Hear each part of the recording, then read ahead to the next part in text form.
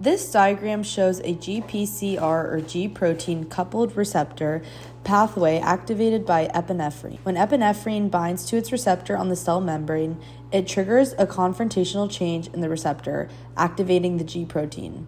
This then stimulates adenylyl cyclase, which is an enzyme that converts ATP into cyclic AMP or CAMP, a secondary messenger. The CAMP activates a cascade, including a protein kinase A, which phosphorylates key enzymes.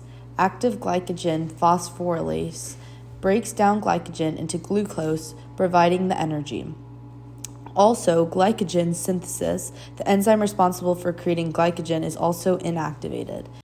In ion channel signaling, a hormone, or in this case, capsaicin, binds to an active site, creating an influx of positively charged calcium ions. These calcium ions then activate the calcineurin, which is a transcription factor that later dephosphorylates. After it dephosphorylates, it diffuses into the nucleus and attaches to the DNA, and it inhibits the creation of another transcription factor, in this case, the abbreviated ATF3, and also the G protein signaling pathway, PGOG. In intracellular signaling, the hormone, or in this case, the aldosterone, diffuses through the capillary membrane into the interstitial fluid. Then it binds to the receptor protein, which in this case is the mineralocorticoid receptor, and then it forms a hormone receptor complex.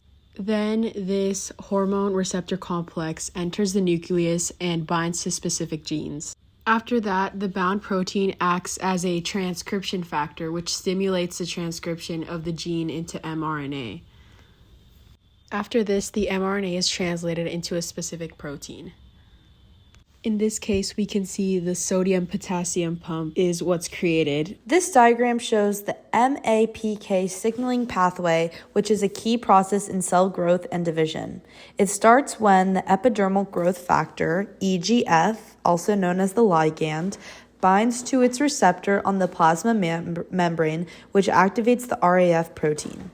The RAF then triggers a phosphorylation cascade, which activates MAP kinase, MKKK. This then activates MAP kinase, MKK, and finally MAP kinase, MAPK. MAPK phosphorylates cytosolic targets, which helps to promote cell growth and division, and then enters the nucleus to activate the transcription factors such as CMYC. This transcription facilitates the expression of genes responsible for the cell growth and division. This pathway is very important for the normal cell processes. However, when it is dysregulated, this can lead to diseases such as cancer.